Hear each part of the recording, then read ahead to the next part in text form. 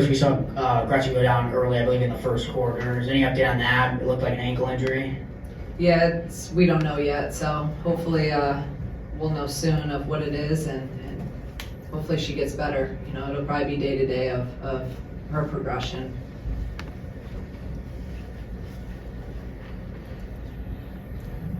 Just how rewarding is it for a coach to see Shay, and Corey Allen just kind of get the reward from maybe some practice time and finally get to that opportunity to kind of shine?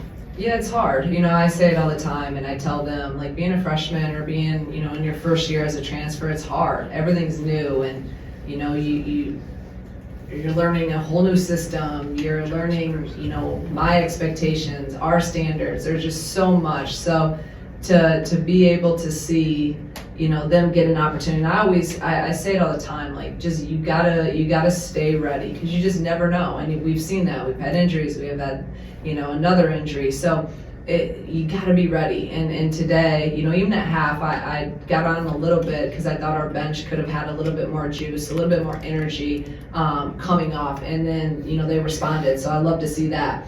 And I see it. I know their potential. They want to be here. We wouldn't have recruited them. I know what they're capable of. So, hopefully these are just steps in the right direction of, this, okay, now you came in and had some success in a game and leads to some confidence. And now when you go back in and again, maybe it's a tighter game, hopefully this will help and prepare them to go in with a more confident mindset.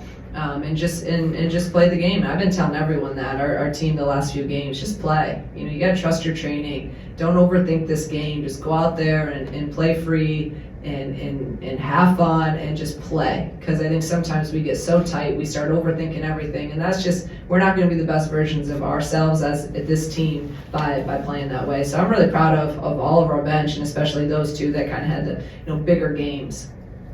I know you have a goal of allowing 10 points or fewer in a quarter, but today, 3 different times tonight, allowed 3 field goals in the second half. How would you just assess the defense today?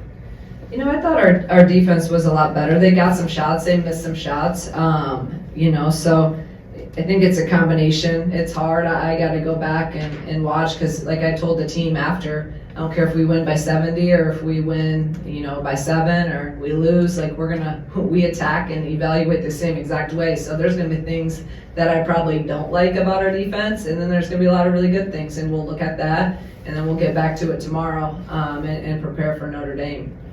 You said before with Shay, even in the preseason, I know what she's capable of, but when somebody goes under the knife like that more than once in that short of a period of time, were you ever concerned about what if she's not the same player she was in high school, and how is she going to react to that?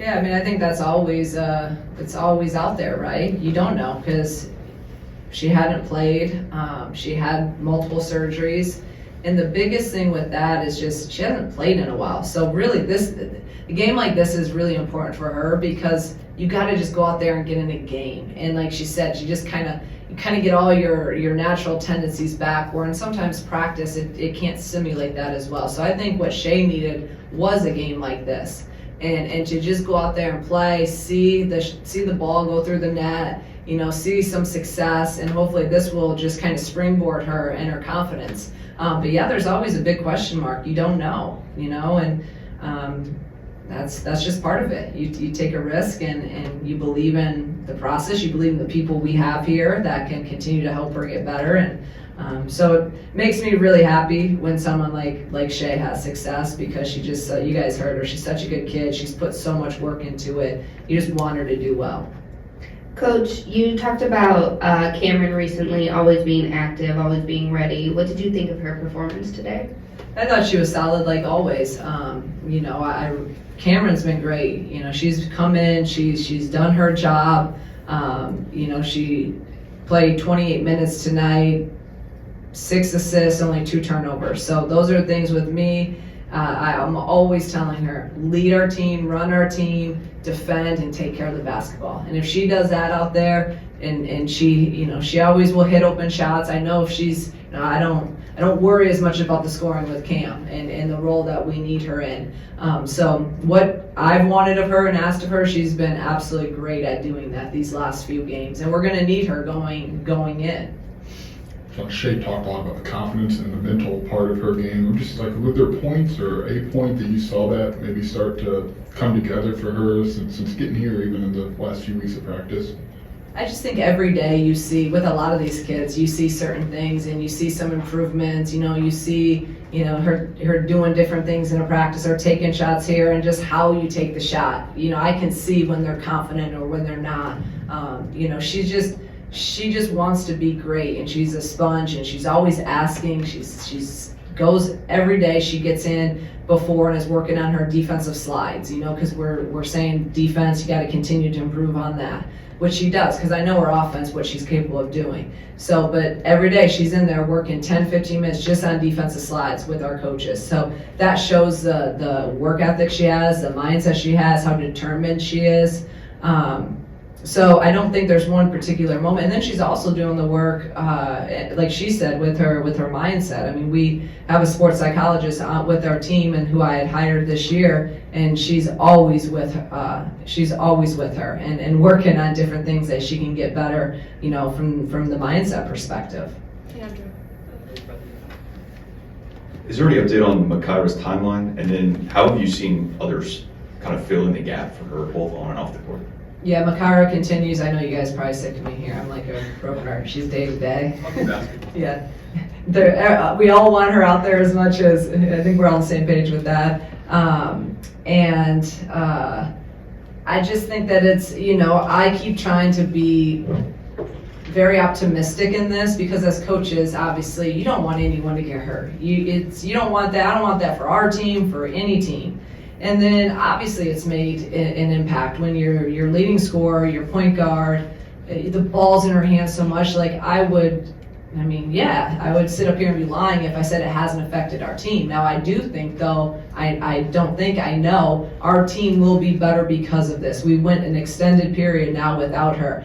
A lot of people have had to step up in terms of just their production on the court, Jen running more point, or Jen having to score more, or, so-and-so Jada having to, defend another player that maybe a Makaira would. There's so many different things that, I've asked them to do, and they've done it. So, and then just from a leadership perspective, Makaira and KB are probably our two most vocal players. And Makaira, just now having her back around the team in practice, has added new energy in practice. So I can't wait to be healthy 100% and get her back and get Gretchen back. But, this was adversity. I think that with adversity, you get better. And you have two options. You can sit and feel sorry for yourself, or you can just come all together and keep it moving. And I think that that's what this team has done, and that's the type of people that we are. So we'll be better for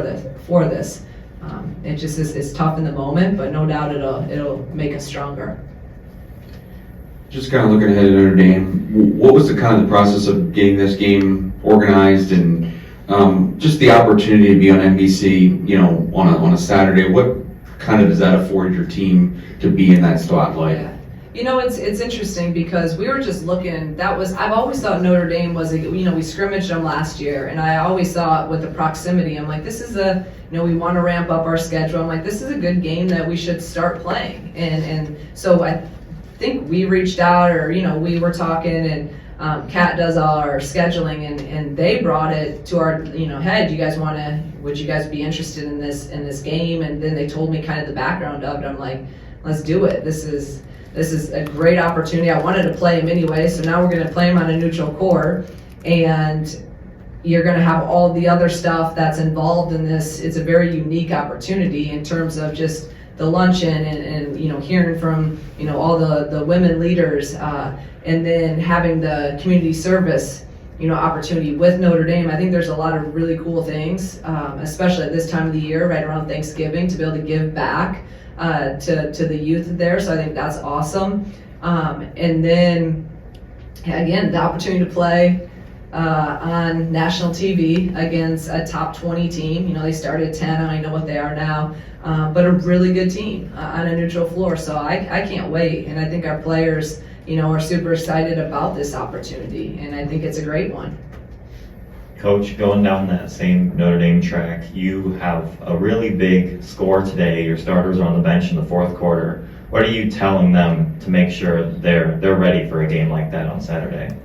Yeah, I mean, that's the thing, like with a game like this, I could have put our starters back out there, but in my mind, as we're already down 2, I'm thinking, let's just get through this game without another injury. So that's why I decided to just I'm like, this is a great opportunity to get some other guys experience. So that's why I kept all those guys on the bench. But then there's also things that I'm like, kind of needed them out there a little bit because I wanted to see if we could get better at some things. But so, you know, it's great. And then no matter what happens this game, like I have to just come back to tomorrow's a new day. So no matter what happened in this game, whether, you know, they got rest or they didn't, we got a 2-day prep. And we're going to practice 2 days. Normally we've been having a day off and then a 2-day prep with all of our games. So this is our first game where we actually just have a 2-day prep without a day off in between. So that's where I come back to. It probably helped us with not having those guys playing a ton of minutes. So we'll get back at it, and then we leave right away tomorrow, which is also unique. We're going out a day earlier than normal for a normal road game.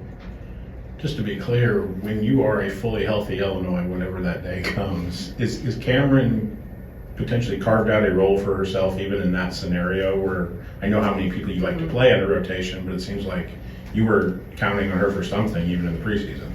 Yeah, I do think so. I really do. And think about even, you know, you guys know, think about last year, there's a lot of times where, you know, we either got in some foul trouble or who knows what happened. So I think now this has been, what a great experience she's had. I know she's confident from it, and I know I'm more confident in her doing this. So there's trust being built, and that's all on her about going out like she did, and credit to her. She played, you know, she's playing great. So no doubt about it that she's still going to have a big impact, you know, on this team and as we go along. And that's where I say that holistic look and positive look of where this could help us, because if, you know, maybe Makara, I wish Makara never got hurt, but, you know, Cam might not have gotten those minutes, and then when we needed her, you know, maybe she's not ready. Trying to be positive.